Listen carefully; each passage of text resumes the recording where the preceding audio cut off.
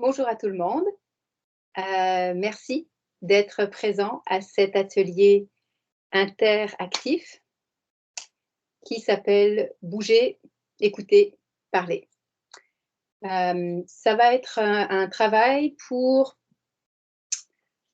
observer comment l'intégration des jeux, des techniques de théâtre permettent un ancrage sensoriel et relationnel dans un cours de français langue seconde.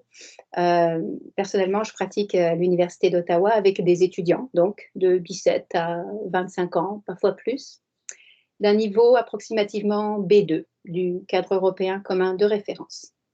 Alors, c'est justement le cadre européen commun de référence qui s'intéresse beaucoup à l'idée que l'apprenant est un acteur social.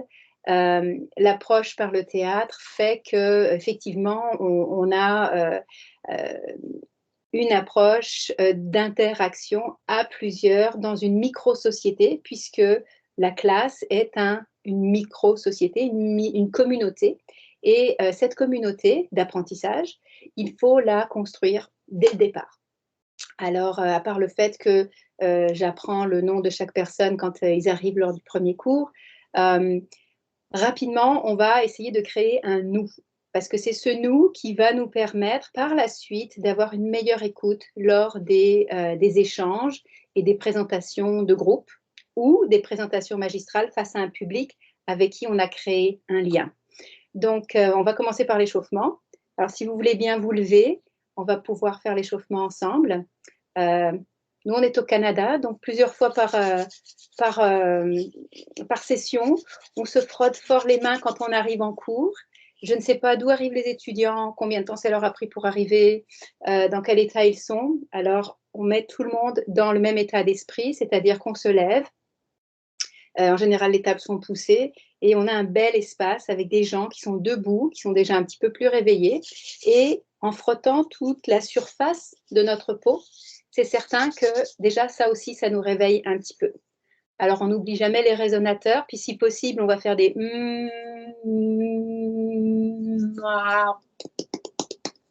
et puis ici, on va tapoter gentiment et ça va nettoyer les cordes vocales. Et il ne faut pas oublier l'arrière non plus.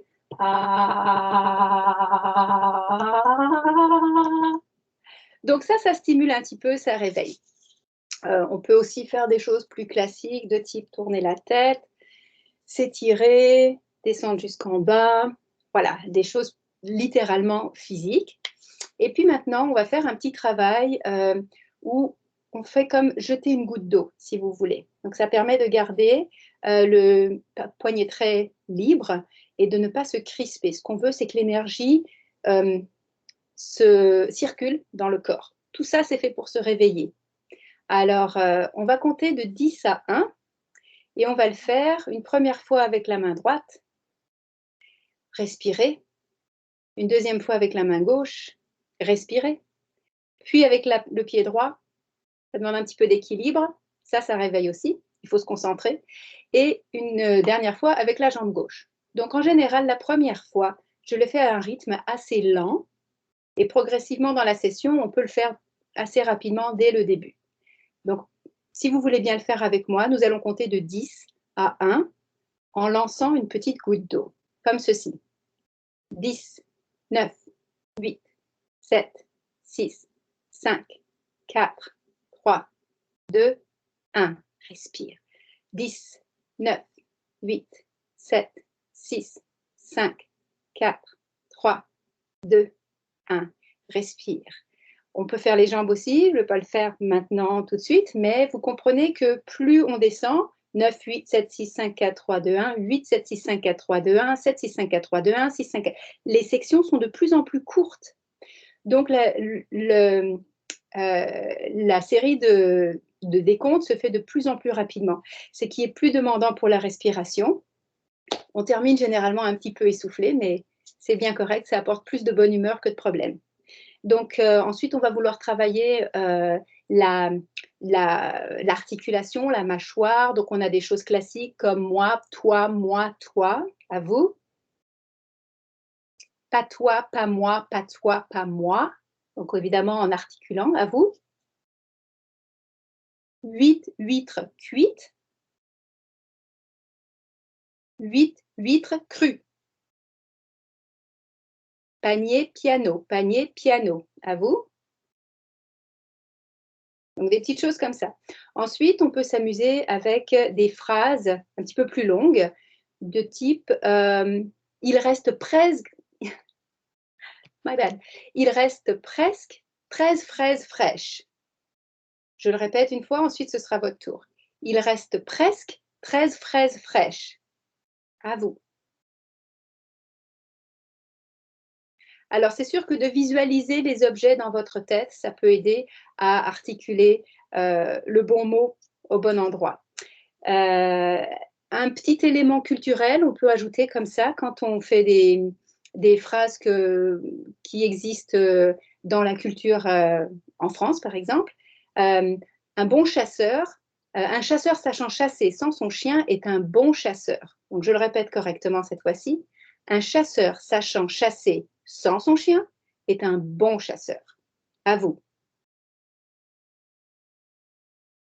Donc ça, c'est une petite phrase que tous les Français connaissent. Alors c'est sûr qu'on peut, on peut glisser des éléments culturels aussi comme ça. Je vais partager avec vous, si je peux, un petit dialogue et nous allons le faire ensemble. Et vous êtes bien, si vous êtes d'accord. Et l'avantage du dialogue, c'est qu'on peut travailler plusieurs choses. De la même manière qu'on peut le faire avec les virelangues, sauf que là, on a une intention de communication un peu plus évidente. Donc moi, je vais lire la partie en noir, vous allez lire la partie en vert. C'est parti? Écoute, écoute, ça coûte rien. Je te dis que c'est du tout cuit. Bon. Donc une fois qu'on a ce petit dialogue, sans contexte, on va créer le contexte autour, puisqu'il n'y a pas de communication sans contexte. Donc ça fait parler un peu les étudiants, à savoir dans quelle situation est-ce qu'on est que c'est secret, est-ce que c'est urgent, est-ce que c'est quelqu'un qui demande toujours la même chose. Donc on crée du contexte. Là, c'est la créativité des étudiants qui va donner un contexte à cette communication-là.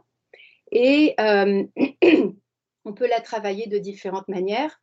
Je le fais aussi avec les virelangues au début parce que ça les oblige à travailler plusieurs fois ces phrases un peu plus difficiles à prononcer.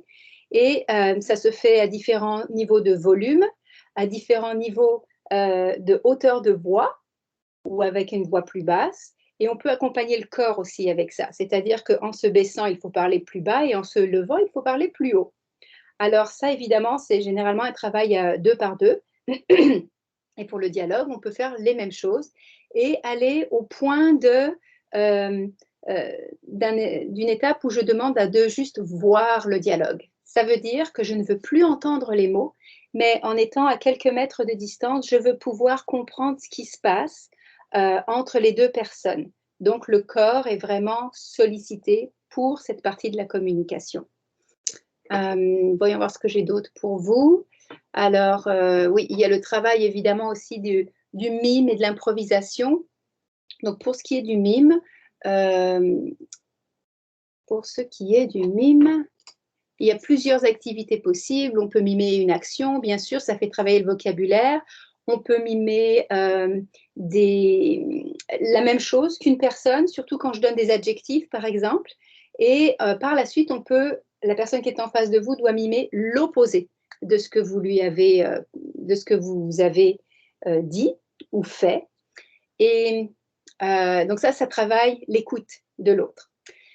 Je vais vous montrer un petit exemple d'improvisation. Alors, on travaille les anglicismes pendant longtemps, pendant de nombreuses années, et les étudiants font des exercices purement linguistiques dans un recueil d'activités, et ils étudient ces mots. Alors, une fois qu'on les a bien étudiés, je fais des petites cartes, et ils doivent improviser une conversation. Ils ont 2 minutes pour la préparer. Et dans une conversation naturelle ou pseudo-naturelle, ils présentent une petite scène où ils doivent utiliser ces mots correctement si possible. Donc, en général, le public est assez attentif parce que dans quelques minutes, ils feront partie de ceux qui doivent présenter et parce qu'ils peuvent corriger quand il y a des erreurs. Donc, c'est ça. Maintenant, je vais avancer pour vous parler du projet. Donc, une fois qu'on a bien construit notre communauté d'apprenants et qu'ils ont confiance les uns dans les autres, qu'ils se connaissent, ils connaissent les prénoms les uns des autres, je pense que j'ai manqué de vous parler de ça, hein, du cercle. Au début, donc je vais revenir un peu là-dessus. Au début, on apprend le prénom des autres à travers différentes activités. Tant pis, je ne reviendrai pas dessus. Je vais vous parler du projet de la table ronde maintenant. La table ronde, plutôt que de faire 4 sujets au tableau et puis que les gens s'inscrivent, ils doivent avoir préparé, ils doivent avoir une intention.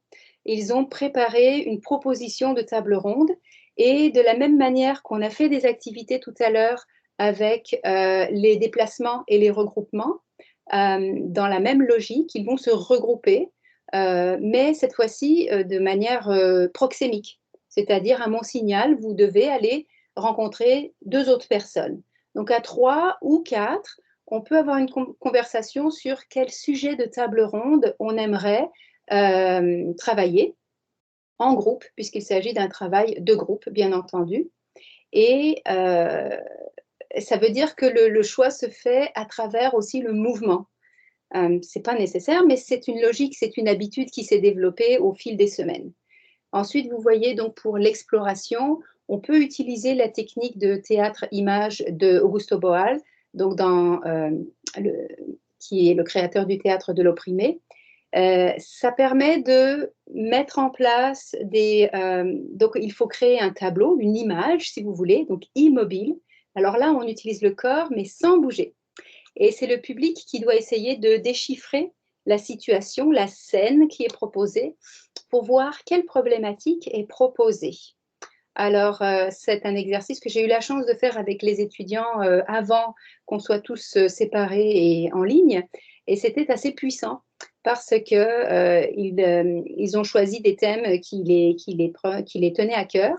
Et donc, ça engendre des discussions intéressantes sur l'immigration, sur les Premières Nations, sur l'injustice sociale. Donc, ça amène naturellement à ce qui est au cœur du théâtre de l'opprimé, qui est que le citoyen est un acteur de changement social. Pas juste un acteur social, un acteur de changement social en essayant, en prenant la parole avec le corps aussi, et dans un dialogue, un vrai dialogue d'écoute. Donc, c'est toujours ça qu'on cherche à travailler. Si je regarde le numéro 2, identité et rôle, rapidement, on crée un contexte, chaque équipe crée un contexte et se crée un petit monde où chacun a non seulement une fonction, mais aussi endosse une identité, un personnage avec un nom, avec un âge, avec un vécu, avec quelque chose qu'il a à dire, avec un problème, avec une relation avec un autre personnage. Donc, ça, c'est quelque chose qui va être travaillé dans le point numéro 3 sur la sellette, qu'on connaît souvent sous le nom de hot seat ou de mantle of the expert pour les gens qui connaissent Gavin Bolton. Et ça va permettre de commencer à croire à son personnage et à faire croire aux autres. Alors, ça, c'est une petite dimension parallèle, créative, qui permet de créer un contexte dans le projet, dans le travail scolaire, si vous voulez. Par la suite, quand on a le temps, j'aime bien prendre un petit temps en début de cours pour que les 2 personnages se promènent ensemble et aillent à la rencontre d'autres gens, toujours avec mon signal de manière arbitraire. Ils doivent s'arrêter devant un autre couple, si vous voulez, une autre paire, et présenter leurs collègues en tant que personnages. Donc ça, c'est toujours du travail de construction de personnages. Par la suite, le groupe va s'entraîner, comme on le fait en théâtre forum dans les techniques du théâtre de l'opprimé, va s'entraîner à faire de l'improvisation physique ou seulement verbale si on est en ligne, mais on travaille la matière, on travaille la scène, on cherche de manière organique la structure, qui intervient à quel moment, pourquoi, comment est-ce que ça répond à la personne d'avant. Donc évidemment, ça se nourrit d'un travail d'improvisation qu'on a fait auparavant. Par exemple, ça marche en table ronde, mais aussi pour préparer le débat, qui est un autre projet de groupe, où on doit faire des débats éclairs avec deux grandes colonnes, deux grandes rangées de personnes. Et au dernier moment, ils savent si leur groupe est pour ou contre. Et je lance un sujet. Et à ce moment-là, chaque fois que quelqu'un veut prendre la parole, il doit reprendre l'argument de l'autre avant pour dire qu'il l'a entendu, ce avec quoi il est peut-être d'accord, et ensuite pouvoir proposer son argument. Donc ça travaille, donc c'est une pratique qui entraîne les étudiants à mieux écouter avant d'intervenir. Et donc leur intervention est a plus de sens, si vous voulez. Quand ils sont prêts, quand ils ont trouvé à peu près la structure, donc vous voyez, il n'y a pas de texte figé et ça n'est pas de l'improvisation complète. On est quelque chose entre les deux qui s'inspire d'ailleurs du théâtre forum où on présente quelque chose sans qu'un texte soit complètement écrit et sans que ce soit une improvisation absolument spontanée. Quand le groupe se sent prêt, il va aller présenter à un autre groupe qui lui donnera une rétroaction et on pourra passer à l'étape finale de la présentation. C'est un grand moment dans le cours, quand il faut présenter les tables rondes. Chaque groupe aura un ou deux autres groupes en public. Donc, ce n'est pas devant toute la classe. On garde la dimension un petit peu privée pour moins impressionner les gens qui ne veulent pas faire de théâtre. Et ça n'en est pas. Je vais vous montrer le tableau que le public a en sa possession et que les groupes, quand ils ont construit leur scène, avaient aussi. Donc ça sert à développer les personnages. Sur la gauche, vous avez chaque intervenant, donc chaque personnage a sa rangée. Et dans les colonnes, vous voyez comment chacun doit contribuer à la situation, les arguments plus précis qu'ils vont utiliser. Donc là, c'est la dimension un peu de recherche que les étudiants doivent faire en dehors de la classe. Et c'est là qu'on va voir aussi la richesse de leur vocabulaire. Et la dernière colonne est très importante parce qu'elle participe à la construction du personnage et qu'elle va rendre plus facile la compréhension de la scène pour le public. Donc, quand nous étions encore tous ensemble et que nous le serons à nouveau, ça permet au public de griffonner pendant qu'il regarde et de pouvoir donner une rétroaction parce que c'est un travail sur lequel les publics offrent une rétroaction au groupe quand ils présentent. La dernière chose que je veux dire, c'est qu'avant la présentation, les jours de présentation de la table ronde, du débat ou même du travail final qui est un panel d'experts, il y a un travail d'échauffement comme je l'ai fait avec vous il y a quelques minutes et un travail de méditation où les étudiants s'assiedent, ferment les yeux et je les aide à se calmer et à se centrer, ce qui est un travail de préparation habituel avant de faire un vrai spectacle de théâtre. Alors pour l'évaluation, vous voyez que l'organisation du groupe, 20%, c'est important, c'est pris au sérieux. La communication, c'est 80%. Pour l'interaction, il est important donc de montrer qu'on écoute l'autre, c'est important, ça compte dans la communication. La parole, c'est 20% et vous pouvez voir des traces des activités que nous avons faites ensemble sur la prononciation, la projection, l'intention et le débit. Et finalement, la langue, c'est 40%. Alors ça, c'est la dimension un peu plus purement linguistique, où effectivement, on a appris des expressions pour s'exprimer de manière précise. Alors, est-ce que vous voulez utiliser le français? Eh bien, pour me le dire, le théâtre dans les cours de français, je vous en prie, envoyez-moi vos questions, vos commentaires, écrivez-moi. Et merci beaucoup pour votre attention. Je vous laisse avec des références.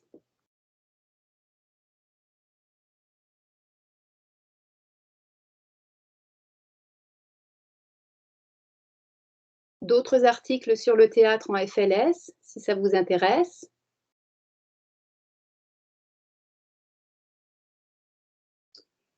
Et quelques ressources que vous pouvez trouver sur Internet. Merci beaucoup de votre attention. À la prochaine fois.